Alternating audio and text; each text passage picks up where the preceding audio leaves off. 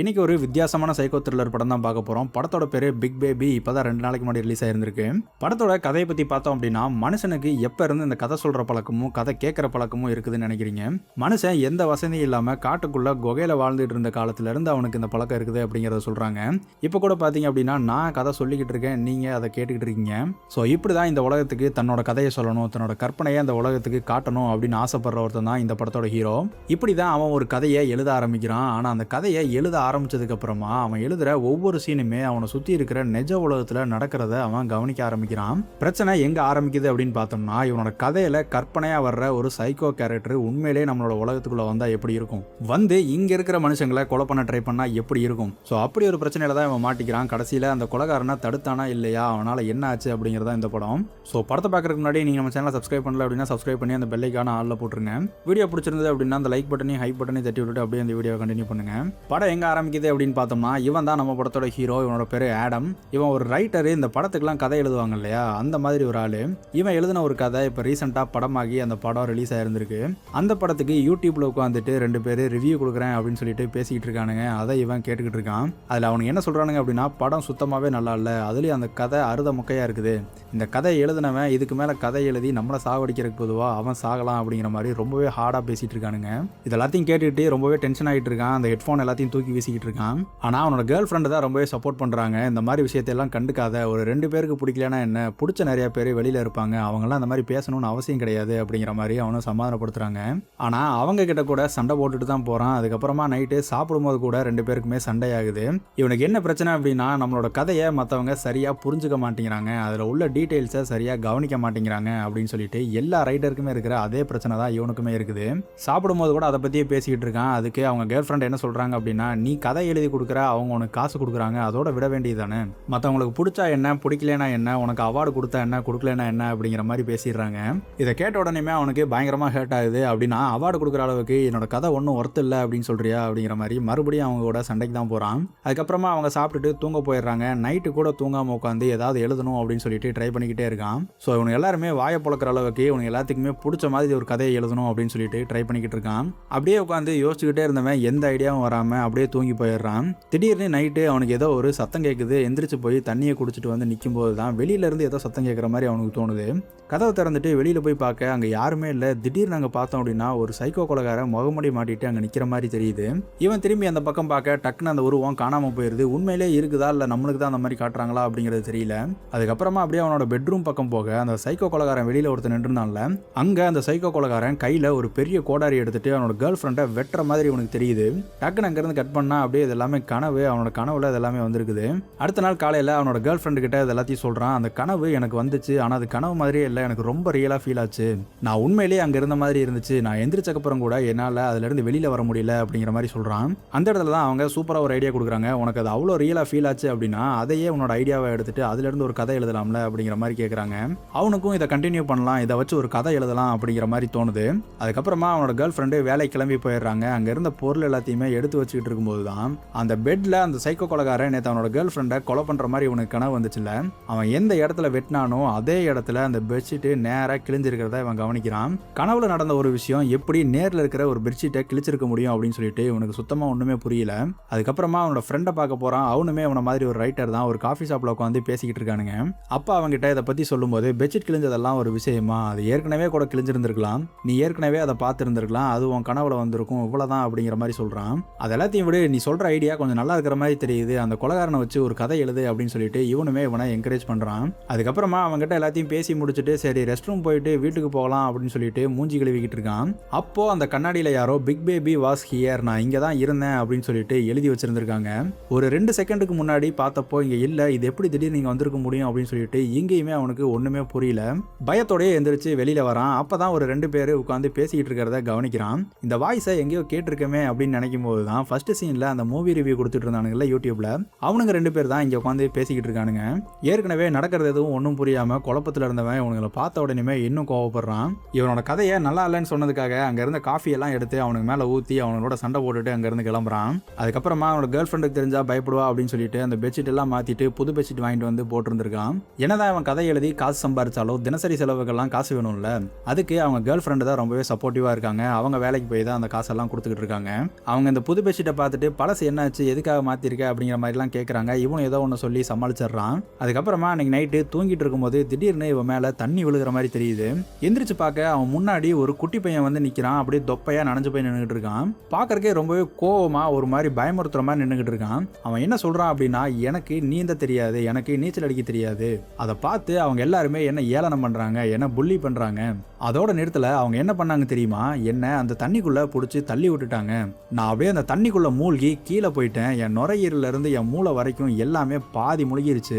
விட்டுருந்தா நான் இறந்தே போயிருந்திருப்பேன் அப்படிங்கிற மாதிரி சொல்கிறான். ஆனால் அந்த கதை அதோட நிற்கலை. நான் கொஞ்சம் கொஞ்சமாக ஸ்ட்ராங் ஆகிக்கிட்டே இருந்தேன். அவங்கள காயப்படுத்துகிற அளவுக்கு நான் பலமான, அவங்கள கொல்லணும்னு நினைக்கிறேன், நீ எனக்கு ஹெல்ப் பண்ணுவியா அப்படிங்கிற மாதிரி கேட்குறான். இந்த குட்டி பையன் இவங்ககிட்ட இப்படி பேசிக்கிட்டு இருக்கும்போது திடீர்னு அந்த சைக்கோ கொலைகாரன் கோடாரி எடுத்துகிட்டு வந்துட்டு நம்ம ஹீரோவை வெட்டுற மாதிரி அவனுக்கு தோணுது. டக்குன்னு மறுபடியும் தூங்கிட்டு இருந்தவன் எந்திரிக்கிறான். இது எல்லாமே கனவுல தான் நடந்திருக்குது. ஸோ மறுபடியும் இந்த மாதிரி விஷன் இவனுக்கு வர்றது மூலயமா நம்மளோட ரியாலிட்டிக்கும் இவனோட கனவுக்கும் இவனோட கற்பனைக்கும் ஏதோ ஒரு கனெக்ஷன் பில்ட் ஆகிற மாதிரி காட்டுறாங்க. அடுத்த நாள் காலையில் நம்ம ஹீரோயின் எந்திரிக்கிறதுக்கு முன்னாடியே நைட்டு அவனோட கனவுல என்ன வந்துச்சோ அந்த குட்டி பையனோட கேரக்டரை வச்சு ஒரு ஃப்ளாஷ்பேக் கதை ஒன்று எழுதியிருந்திருக்கான். அதாவது இவன் இப்போ எழுதிட்டு இருக்கிற கதையில் அந்த சைக்கோ கொலைகாரன் தான் முக்கியமான கேரக்டர் அப்படின்னா, அவன் ஏன் சைக்கோ கொலைகாரன் ஆனா அப்படிங்கிறதுக்கு ஒரு காரணம் வேணும்ல, அதுக்கு ஒரு ஃப்ளாஷ்பேக் வேணும்ல. அதுக்காக தான் அந்த குட்டி பையனையும் அந்த குட்டி பையன் சொன்ன கதையையும் இவன் எழுதி வச்சிருந்திருக்கான். இதை படித்து பார்த்துட்டு நம்ம ஹீரோயினும் நல்லா இருக்குது அப்படிங்கிற மாதிரி சொல்கிறாங்க. இவன் மறுபடியும் நோண்டி கேட்குறான். இல்லை நீ ஏதோ சரியாக சொல்ல மாட்டேங்கிற, கரெக்டாக சொல்லு அப்படிங்கிற மாதிரி. அப்போ அவங்க என்ன சொல்கிறாங்க அப்படின்னா, நீ சொல்கிறது எல்லாமே ஓகே தான், ஒரு குட்டி பையனை புள்ளி பண்ணாங்க, தண்ணிக்குள்ளே பிடிச்சி தள்ளி விட்டாங்க அப்படிங்கிறதெல்லாம் ஓகே. அதுக்காக பழி வாங்குறதுக்கு கொலை பண்ணுறதெல்லாம் கொஞ்சம் ஓவராக இருக்க மாதிரி இருக்குது, சரியான காரணமாக எனக்கு தோணலை அப்படிங்கிற மாதிரி சொல்கிறாங்க. இந்த இடத்துல தான் இவனோட மைண்ட் செட் எப்படி அப்படிங்கிறத கரெக்டாக சொல்கிறாங்க. நீ அந்த கதையில் அவனை தண்ணிக்குள்ளே தள்ளி விட்டதை மட்டும்தான் பார்க்குறியா, அதை மட்டும் தான் அவனால் நோட் பண்ண முடிஞ்சுதா? அவங்க எல்லாருமே அவனால் நீச்சல் அடிக்க முடியல அப்படிங்கிற அவனோட இயலாமையை சரியாக புரிஞ்சுக்காம அவனை காயப்படுத்தியிருக்காங்க. தண்ணிக்குள்ளே தள்ளி விட்டதில் அந்த குட்டி பையன் சொல்லியிருந்திருப்பான்ல, என்னோட மூளை பாதி முழுகிருச்சு அப்படின்னு. அதுக்கு என்ன அர்த்தம் அப்படின்னா, அவன் மென்டலி அஃபெக்ட் ஆயிருக்கான் அப்படிங்கிறத சொல்கிறான். ஸோ எப்படி பார்த்தாலும் அந்த குட்டி பையனை எமோஷனலாகவும் ஃபிசிக்கலாகவும் அவங்க காயப்படுத்தியிருக்காங்க. இந்த காரணம் போதாதா ஒருத்தனுக்கு பழி வாங்குறதுக்கு அப்படிங்கிற மாதிரி கேட்குறான். ஸோ அந்த கேரக்டருக்கு இவ்வளோ தூரம் வக்காலத்து வாங்குறத பார்த்தோம் அப்படின்னா, அந்த கேரக்டர்ஸ் இவனை இன்ஃப்ளூயன்ஸ் பண்ணுதா இல்லை இவன் அந்த கேரக்டர் எழுதுறானா அப்படிங்கிறதுல கேள்வி வருது. ஸோ கடைசியில் எல்லாத்தையும் பேசி முடிச்சுட்டு போகும்போது நம்ம ஹீரோயினுக்கு அவனுக்கு ஒரு அட்வைஸையும் போட்டுட்டு போகிறாங்க. நான் அவனோட நாயை கொன்னேன் அப்படின்னா நீ என்னோட நாயை கொல்றதுல ஒரு அர்த்தம் இருக்குது, பழி வாங்குறதுல ஒரு அளவு இருக்கணும், அதை நீ தான் முடிவு பண்ணணும், ஏன்னா இது உன்னோட கதை அப்படிங்கிற மாதிரி சொல்றாங்க.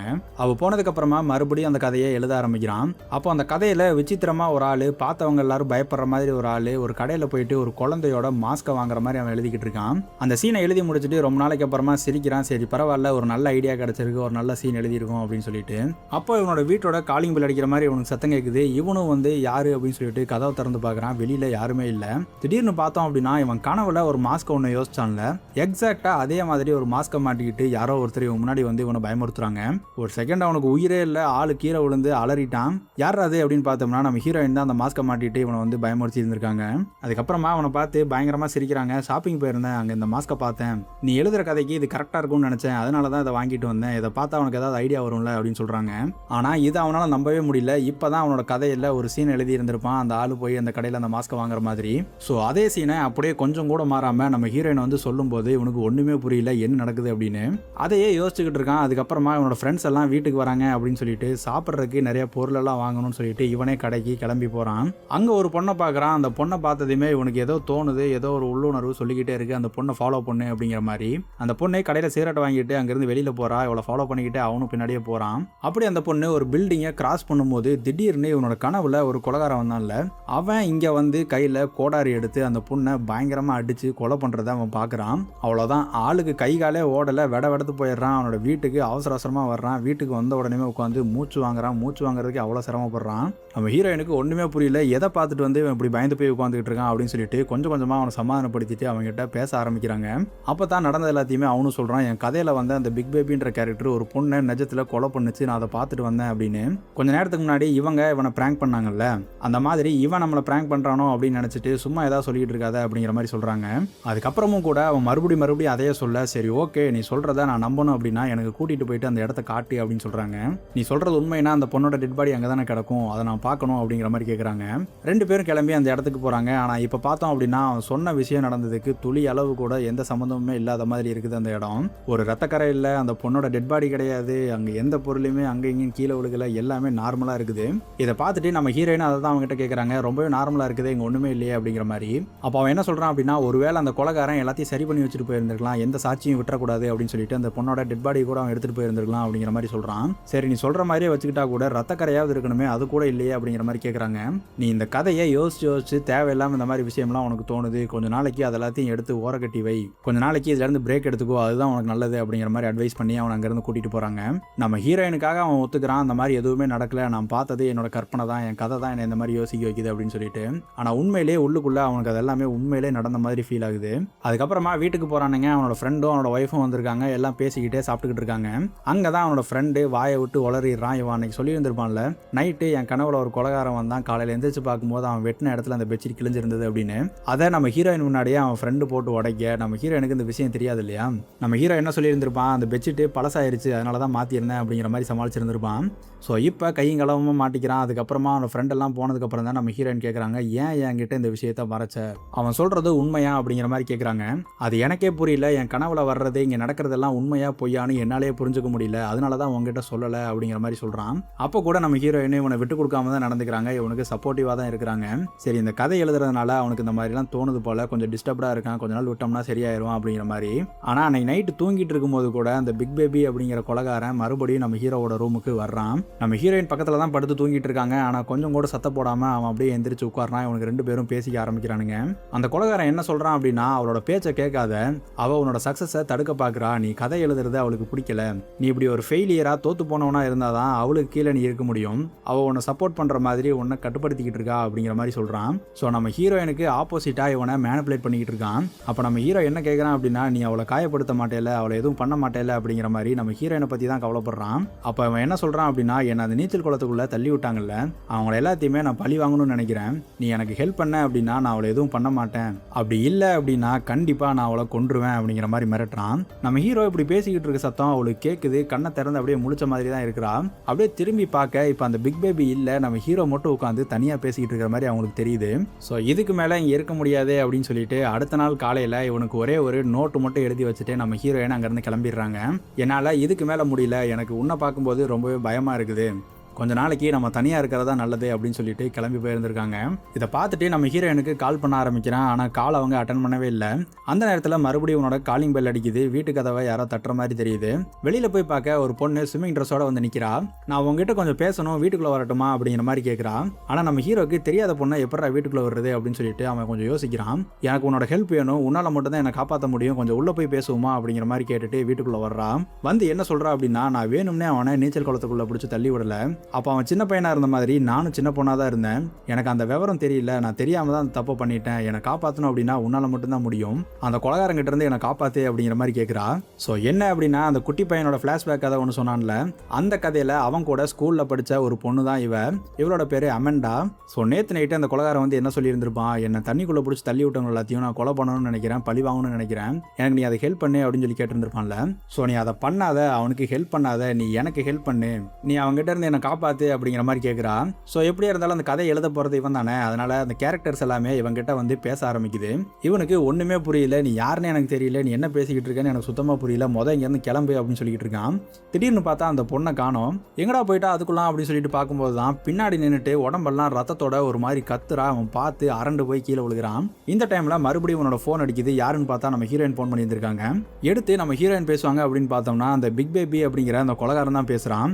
நீ நான் சொல்கிற மாதிரி அந்த கதையை எழுதலை அப்படின்னா உன்னோட கேர்ள் ஃப்ரெண்டை நான் கொன்றுவேன், அவள் செத்துருவா அப்படிங்கிற மாதிரி மிரட்டுறான். ஸோ ஒரு பக்கம் அந்த கேரக்டர்ஸ் எல்லாம் வந்து இவங்கிட்ட ஹெல்ப் கேட்குது, இன்னொரு பக்கம் அந்த கொலைகாரன் எல்லாத்தையும் கொலை பண்ணுற மாதிரி எழுது அப்படின்னு சொல்லிட்டு இவனை மிரட்டுறான். இடையில மாட்டிக்கிட்டு என்ன பண்ணுறதுனே தெரியாமல் முடிச்சுக்கிட்டு இருக்கான். ஸோ அப்போ அந்த கால் கட் ஆகுது. மறுபடியும் பயந்துக்கிட்டு நம்ம ஹீரோயினுக்கு கால் பண்ணுறான், அவளுக்கு என்னாச்சோ அப்படின்னு சொல்லிட்டு. இந்த டைம் நம்ம ஹீரோயின் கால் எடுக்கிறாங்க. அவங்க கிட்ட அவன் என்ன கேட்குறான் அப்படின்னா, இதுக்கு முன்னாடி நீ கால் பண்ணப்போ அந்த கொலைகாரன் தானே பேசினா, உன்னை எதுவும் பண்ணிடலையே, உனக்கு ஒன்றும் ஆகலையே அப்படிங்கிற மாதிரி கேட்குறான். அப்போ நம்ம ஹீரோயின் சொல்லுவாங்க பாருங்க, இதுக்கு முன்னாடி நான் உனக்கு காலே பண்ணலையே, நீ என்ன பேசிக்கிட்டு இருக்க, எனக்கு ஒன்றும் புரியல அப்படிங்கிற மாதிரி கேட்பாங்க. எது உண்மை எது பொய்ன்னு ஏதாவது க்ளூ கொடுங்கடா, ஒன்றுமே புரியல, பார்க்குறதா வேணாமா அப்படிங்கிற மாதிரி இருக்கும். இவனுங்க நடக்கிறது எல்லாத்தையுமே எவ்வளோ சொல்லி புரிய வைக்க ட்ரை பண்ணுறான். நான் ஒன்றும் பைத்தியக்காரன் இல்லை, இங்கே நடக்கிறது உங்களுக்கு புரிய மாட்டேங்குது. நான் இந்த கதையை எப்படியாவது எழுதி முடிச்சாதான் என்னால் உங்களை எல்லாத்தையுமே அவங்ககிட்ட இருந்து காப்பாற்ற முடியும் அப்படின்னு சொல்லிட்டு சொல்கிறான். இதை கேட்டு அவங்க அழுகவே ஆரம்பிச்சிடுறாங்க. நீ இந்த மாதிரி மாறிட்ட அப்படிங்கிறத என்னால் நம்ப முடியல, தயவு செஞ்சு கொஞ்சம் நார்மலாகு, எனக்கு உன்னை பார்த்தா தான் ரொம்பவே பயமாக இருக்குது அப்படிங்கிற மாதிரி பேசுகிறாங்க. ஸோ இவனுக்கு சப்போர்ட் பண்ணிட்டு இருந்தது அவங்க ஒருத்தவங்க தான். அவங்களுமே இப்போ இவனை நம்ப மாட்டேங்கிறாங்க.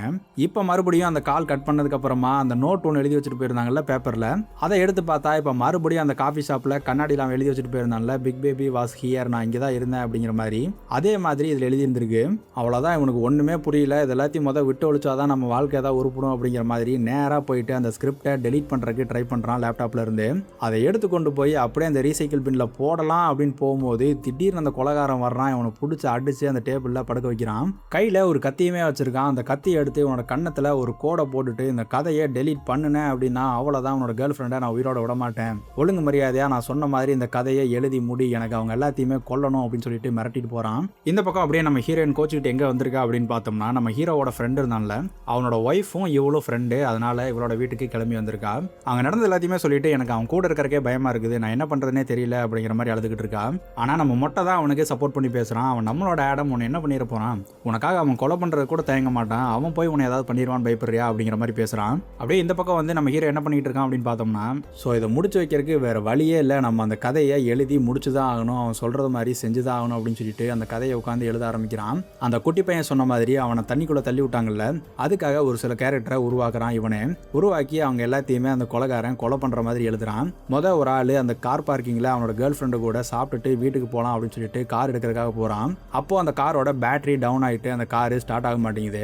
அவனோட கேர்ள் ஃப்ரெண்டை தான் திட்டுறான், நீ தான் எப்போ பார்த்தாலும் இந்த காரை ஆன் பண்ணியே வச்சுட்டு வந்துடுற, இப்போ பாரு காரு ஸ்டார்ட் ஆக மாட்டேங்குது, என்ன பண்றது அப்படின்னு சொல்லிட்டு பக்கத்துல இருந்த ஒரு ஆள்கிட்ட போய் ஹெல்ப் கேட்கறான். இந்த டைம்ல பின்னாடி சீட்ல யாரோ டக்குன்னு எந்திரிக்கிறாங்க. அதை மட்டும் காட்டுறானுங்க, உள்ள யாரு அப்படிங்கிறத காட்ட மாட்டேங்கிறானுங்க.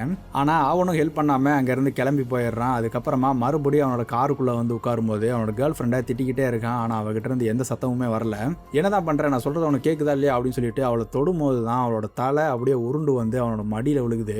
இதை பார்த்து அவன் பயந்து போய் கத்த, பின்னாடி சீட்ல இருந்து அந்த கொலைகாரன் தான் அவனை கொலை பண்றதுக்கு ட்ரை பண்றான். கார்ல இருந்து வெளியில வந்து எப்படியாவது அங்கிருந்து தப்பிச்சு போயிடலாம் அப்படின்னு சொல்லிட்டு ட்ரை பண்ணிட்டு இருக்கான். ஆனா அவனை அப்படியே இழுத்து பிடிச்சி கீழே தள்ளி விட்டு அந்த கோடாரி எடுத்து கொடூரமா வெட்டி அவனை கொலை பண்றான். ஸோ இப்போ அந்த கூட்டத்தில் ஒருத்தங்காளி அடுத்ததா யாரு அப்படின்னு பார்த்தோம்னா, குண்டா ஒரு ஆளு அவனோட பூனையை காணோம் அப்படின்னு சொல்லிட்டு ஃபீல் பண்ணிக்கிட்டு நைட்டு பெட்ல படுத்துக்கிட்டு இருக்கான். அதுக்கப்புறமா தூங்குறதுக்கு முன்னாடி அந்த பூனைக்காக ப்ரே பண்ணிட்டு தூங்கலாம் அப்படின்னு சொல்லிட்டு எந்திரிச்சு அவனோட பூனையை எப்படி இருந்தாலும் காப்பாற்றி கொடுத்துரு கடவுளே அப்படின்னு சொல்லிட்டு கடவுளை கும்பிட்டுக்கிட்டு இருக்கான். அதுக்கப்புறமா போய் படுத்து தூங்கிக்கிட்டு இருக்கிறான். அந்த ரூம்குள்ள இப்போ மறுபடியும் நம்ம கொலைகாரன் கையில் அந்த காணாம போன பூனையோட வந்து நிற்கிறான். அந்த ரூம்ல அந்த செவுத்துல நிறைய சிலுவையெல்லாம் அடிச்சு வச்சிருந்திருக்கான். அதில் ஒன்றை எடுத்துட்டு அவன் கிட்டத்தில் போக இந்த சத்தம் கேட்டு அவன் எந்திரிச்சு திரும்புறான். அப்போ அந்த சிலுவையை அவனோட மண்டையிலே வச்சு இறக்குறான். அதுக்கப்புறமா அந்த கோடாரி எடுத்து வெட்டி அவனோட தலையை தனியா எடுத்து அந்த சிலுவையை எடுத்தான்ல அந்த இடத்துல தொங்க விட்டுட்டு போயிடுறான். ஸோ இப்போ 2 பேர் க்ளோஸ். அடுத்ததா யாரு அப்படின்னு பார்த்தோம்னா, ஒரு பொண்ணை அவனோட பாய் ஃப்ரெண்டு அவளோட வீட்டில் வந்து இறக்கி விட்டுட்டு போறான். அந்த பொண்ணு வீட்டுக்குள்ள வந்ததுமே அவளோட தம்பி கிட்ட ஃபோன் பேசிக்கிட்டு இருக்கா. ரொம்ப நேரம் ஆயிருச்சு. அதுக்கப்புறமும் கூட அந்த காரு வெளியவே நிற்கிறத அவ கவனிக்கிறா.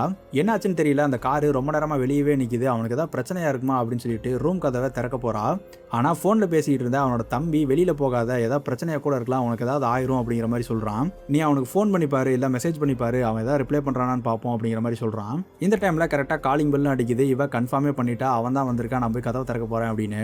கதவை திறக்க வெளியில அந்த சைக்கோ கொலைகாரன் இவளோட பாய் ஃப்ரெண்டை கொன்னு கையில தூக்கிட்டு வந்திருக்கான். அதுக்கப்புறமா அவன் மேல தள்ளி விட அவங்க 2 பேர்த்தையும் சேர்ந்த மாதிரி அந்த கோடாரி எடுத்து வெட்டி அவளை கொலை பண்றான். ஸோ 3 பேர் க்ளோஸ். அடுத்ததா பாக்கி இருக்கிறது நம்ம அமாண்டா மட்டும் தான். அந்த நீச்சல் ட்ரெஸ்ல ஒரு பொண்ணு வந்தால அவளை அதே மாதிரி ஒரு ஸ்விம்மிங் பூல்ல நீச்சல் அடிச்சுக்கிட்டு இருக்கிற மாதிரி எழுத ஆரம்பிக்கிறான். நைட் டைம்ல யாருமே இல்லாத நேரத்தில் நீச்சல் அடிச்சுக்கிட்டு இருக்கும்போது திடீர்னு அந்த இடத்துல அந்த கொலைகாரம் வர்ற மாதிரியும் அந்த பொண்ணை அந்த தண்ணியில இருந்து தூக்கி அவளோட தலையை அந்த செவுத்துல அடிக்கிற மாதிரி எழுதுறான். அதுக்கப்புறமா அந்த பொண்ணை தண்ணியில இருந்து மேலே தூக்கி வச்சு கோடாரி எடுத்து வெட்ட போகும்போது திடீர்னு முன்னாடி அந்த பொண்ணு வந்து நின்றுட்டு கத்துறா, இதை நீ எழுதாத, தயவு செஞ்சு என்னை காப்பாத்து, இப்போ நினைச்சேன்னா கூட அந்த கதையை உன்னால மாற்றி எழுத முடியும், என்னை உன்னால காப்பாற்ற முடியும், கொஞ்சம் கொஞ்சமா நீயும் அந்த கொலகார மாதிரியே மாறிட்டு வந்துட்டு இருக்க, அது உனக்கு தெரியுதா இல்லையா அப்படிங்கிற மாதிரி கேட்குறா. இவ இப்படி பேசுறத பார்த்து, இவ இப்படி கெஞ்சுறத பார்த்து கூட அவனோட மனசு இறங்க மாட்டேங்குது. என்னை மன்னிச்சிரு, என்னால் எதுவும் பண்ண முடியாது, இது நடந்துதான் ஆகணும் அப்படிங்கிற மாதிரி சொல்றான். அப்பதான் அவ கரெக்டாக ஒரு விஷயத்த சொல்றா, அதை கொலையெல்லாம் பண்றது அவன் கிடையாது, உண்மையான கொலைகாரன் நீ தான் அப்படிங்கிற மாதிரி சொல்றான். ஏன்னா இது இவனோட கதை தானே. ஒரு கதை அப்படிங்கிறது மேக்சிமம் ஒரு ரைட்டரோட கேரக்டரை எடுத்து சொல்ற மாதிரி தான் இருக்கும். மேக்ஸிமம் அவங்க கன்வின்ஸ் ஆனாதான் ஒரு சீனை அவங்க எழுதுவாங்க. ஸோ இந்த கதையில் இப்படி ஒருத்தன் எல்லாத்தையும் கொலை பண்ணுறான், அதுவும் சின்ன வயசில் அவங்க தெரியாமல் பண்ண ஒரு தப்புக்காக எவ்வளோ கொடூரமாக கொலை பண்ணுறான் அப்படின்னா, அந்த கொலைகாரன் உன்னோட கதையில் வர்ற அந்த கேரக்டர் கிடையாது, அது உனக்குள்ள தான் இருக்குது, நீ தான் அந்த கொலைகாரன் அப்படிங்கிற மாதிரி சொல்கிறா. அதுக்கப்புறமா மறுபடியும் அந்த கதையை எழுத ஆரம்பிக்கிறான். அந்த கோடாரி எடுத்து அந்த பொண்ணை அவன் கொடூரமாக வெட்டி கொல்றான். இதை எழுதி முடிச்ச உடனேயுமே அவன் ஏதோ ஒரு பெரிய விஷயத்துல இருந்து தப்பிச்ச மாதிரி ஃபீல் பண்ணுறான், அப்படியே சிரிக்கிறான், சந்தோஷப்படுறான். ஸோ இந்த இடத்துல இவனையுமே நம்ம குறை சொல்ல முடியாது. அந்த கேரக்டர்னால இவனை சுற்றி இருக்கிறவங்களுக்கு ஆபத்து அப்படின்னும் போது இந்த விஷயத்தை அவன் செஞ்சுதான் ஆகணும். ஸோ இப்போ வரைக்குமே நம்மளுக்கு இங்கே நடக்கிறது எல்லாமே, அவன் ஃபீல் பண்ணுறது எல்லாமே உண்மையா பொய்யா, இல்லை இவனுக்கு மட்டும் தான் அந்த மாதிரி தெரியுதா அப்படிங்கிறத ஒரு கன்க்ளூஷன் கொடுத்துருக்க மாட்டானுங்க. அது என்ன அப்படிங்கிறத சிம்பிளாக ஒரு சீனில் நம்மளுக்கு இப்போ சொல்லிடுவானுங்க. அடுத்ததான் நம்ம ஹீரோயினை தேடி அவனோட ஃப்ரெண்டு வீட்டுக்கு தான் போகிறான். ஆனால் அவனுங்க யாருமே இவனை உள்ளே வர்றதுக்கு ரெடியாகவே இல்லை. ஏன்னா கையில் எங்கேயுமே கத்தியோட தான் வந்து நிற்கிறான், கன்னத்தில் வேற கீச்சிட்டு ரத்தத்தோட வந்து நிற்கிறான் இல்லையா. அதை பார்த்துட்டு அவனுங்க எல்லாருமே பயப்படுறானுங்க. இங்கேயும் நம்ம மொட்டை தான் ஹெல்ப் பண்ணுறான், அவனை வீட்டுக்குள்ளே கூட்டிகிட்டு வரான். அதுக்கப்புறமா நம்ம ஹீரோயின் கிட்ட பேச ஆரம்பிக்கிறான். நான் எல்லாத்தையும் சரி பண்ணிட்டேன், அவன் சொன்ன மாதிரியே அந்த கதையை எழுதியும் கொடுத்துட்டேன், இதுக்கு மேலே அவனால் உன்னை ஒன்றுமே பண்ண முடியாது, அவனால் உனக்கு எந்த ஆபத்தும் இல்லை, இதை சொல்கிறதுக்காக தான் நான் இங்கே வந்தேன் அப்படின்னு சொல்கிறான். ஆனால் இப்போவுமே நம்ம ஹீரோயின் அவனை பார்த்து பயப்பட தான் செய்கிறாங்க. எல்லாமே சரியாயிருச்சுல்ல, அப்போ அந்த கத்தியை கீழே போடு, அதை ஏன் கையிலே வச்சுக்கிட்டு இருக்க அப்படிங்கிற மாதிரி கேட்குறாங்க. இங்கே என்ன நினச்சான்னு தெரியல, மறுபடியும் நம்ம ஹீரோயினை பார்த்து நான் உங்ககிட்ட கொஞ்சம் தனியாக பேசணும் அப்படின்னு சொல்லிட்டு கேட்குறான். அப்போ அவனோட ஃப்ரெண்டு கையில் இருக்கிற கத்தியை புடுங்க போக ஆளு கொஞ்சம் டென்ஷன் ஆகிட்டு நம்ம ஹீரோயினை மிரட்டி ஒரு ரூம்குள்ளே கூட்டிகிட்டு போகிறான். நீ நினைக்கிற மாதிரி நான் ஒன்றும் பைத்தியக்காரன் கிடையாது, இதெல்லாம் எப்படி ஆரம்பிச்சதுன்னு எனக்கு தெரியல, என் கற்பனையிலேருந்து அவங்கெல்லாம் எப்படி வெளியில் வந்தாங்கன்னு எனக்கு புரியல, நான் இதெல்லாத்தையும் பண்ணது உனக்காக தான், உன்னை காப்பாற்றுறதுக்காக மட்டும்தான் இதெல்லாத்தையும் பண்ணினேன், நீ என்னை விட்டுட்டு போக போகிறேன்னு தெரியும், இதெல்லாத்தையும் தெரிஞ்சுக்கிட்டு போ அப்படின்னு சொல்கிறான். ஆனால் இங்கே கூட நம்ம ஹீரோயின் அவன் சொல்கிறத நம்ப மாட்டேங்கிறா. நீ சொல்கிறதெல்லாம் எதுவுமே உண்மை கிடையாது, இதுக்கு மேலே இதெல்லாத்தையும் நம்பிக்கிட்டு இருக்காத அப்படிங்கிற மாதிரி பேசுகிறா. அப்போ ஒரு விஷயத்த சொல்லுவான் பாருங்க, இதெல்லாத்தையும் எப்படி முடிச்சு வைக்கணும்னு எனக்கு மட்டும்தான் தெரியும், இதை பற்றி உங்க யாருக்குமே எதுவுமே புரியல அப்படின்னு சொல்லிட்டு இவன் கதை சொல்கிற மாதிரி சொல்ல ஆரம்பிக்கிறான். இப்போ அந்த பிக் பேபி இந்த ரூம்குள்ளே வருவான் அப்படின்னு சொல்லும்போது நம்ம ஹீரோயினுக்கு பின்னாடி கையில் கோடாரியோட அவன் வந்து நிற்கிறான். எப்பவுமே மற்றவங்க கண்ணுக்கு இவன் தெரிய மாட்டான்ல, ஆனால் இப்போ நம்ம ஹீரோயினால இவனை பார்க்க முடியுது. அதுக்கப்புறமா நம்ம ஹீரோ அவன் என்னை வெட்டி கொல்ல போகிறான் அப்படின்னு சொல்லும்போது நம்ம ஹீரோவை அப்படியே அந்த கோடாரி எடுத்து அடித்து வெட்டி கொலை பண்ணுறான். இதை பார்த்து நம்ம ஹீரோயின் பயங்கரமாக கத்த, வெளியில் இருக்கிறவனுங்க எல்லாம் கதை உடச்சிட்டு உள்ளே வரானுங்க. உள்ளே வந்து பார்க்க நம்ம ஹீரோவோட கையில் ஒரு கத்தி ஒன்று இருந்துச்சுல, இதை பேசிக்கிட்டு இருக்கும்போது இடையில நம்ம ஹீரோயின் பயப்படக்கூடாது அப்படின்னு சொல்லிட்டு அவளோட கையில் கொடுத்துருந்துருப்பான். அந்த கத்தியை மட்டும் கையில் பிடிச்சிக்கிட்டு ரத்த குறையோட நம்ம ஹீரோயின் நிற்கிறத அவனுக்கு பார்க்குறானுங்க. நான் எதுவும் அவனை பண்ணலை அப்படின்னு சொல்ல இந்த படத்தை அப்படியே முடிக்கிறானுங்க. ஸோ கடைசியில் நம்ம ஹீரோ சொன்ன மாதிரி அவன் உண்மை தான் அப்படின்னு சொன்னாலுமே ஒரு சில விஷயத்தில் உங்களுக்கு கேள்வி இருக்கும். ஆரம்பத்தில் நம்ம ஹீரோயினை அவன் கொலை பண்ணுற மாதிரி இருந்திருக்கும், அதுக்கப்புறம் அந்த பில்டிங் கிட்ட அந்த பொண்ணையுமே அவன் கொலை பண்ணுற மாதிரி இருந்திருக்கும். அது எப்படி இவங்களுக்கு மட்டும் எதுவுமே ஆகலை அப்படின்ற ஒரு கேள்வி இருக்கும் இல்லையா. இதுக்கெல்லாம் அவனுங்க படத்தில் பதில் சொல்லலை. பட் எனக்கு புரிஞ்ச வரைக்கும் என்ன அப்படின்னா, நம்ம ஹீரோ ஒரு கதையாக இவன் இதெல்லாம் பண்ணுறான் அப்படின்னு சொல்லாமல் அவனால் எதையுமே பண்ண முடியாது அப்படின்னு நினைக்கிறேன். அதனால தான் அவங்க ரெண்டு பேருக்குமே எதுவும் ஆகலை அப்படின்னு நினைக்கிறேன். அப்போ அந்த பெட்ஷீட் கிழிஞ்சிருந்ததே அதுக்கு என்ன அர்த்தம் அப்படின்னு கேட்டிங்கன்னா, நம்ம ஹீரோவோட ஃப்ரெண்டு சொன்ன மாதிரி அது ஏற்கனவே கூட கிழிஞ்சிருந்திருக்கலாம், அது அவனோட கனவுல வந்திருந்திருக்கலாம். அண்ட் எனக்குமே ஒரு விஷயம் புரியல, நம்ம ஹீரோ நரேட் பண்ணாம அவனால ஒரு விஷயம் அந்த உலகத்துல பண்ண முடியல அப்படின்னா நம்ம ஹீரோவை மட்டும் அவனால எப்படி அடிக்க முடிஞ்சது, அவனோட கண்ணத்துல காயத்தை உண்டு பண்ண முடிஞ்சது அப்படிங்கிறது எனக்கு இன்னும் புரியல. ஸோ நீங்க என்ன நினைக்கிறீங்க அப்படிங்கிறதையும் அது என்னவா இருக்கலாம் அப்படின்னு உங்களுக்கு ஏதாவது ஐடியா இருந்துச்சு அப்படின்னா கமெண்ட்ல சொல்லுங்க. நான் உங்களுக்கு நெக்ஸ்ட் வீடியோல பார்க்குறேன். நான் உங்களுக்கு நீங்க நம்ம சேனலை சப்ஸ்கிரைப் பண்ண மறந்துடாதீங்க.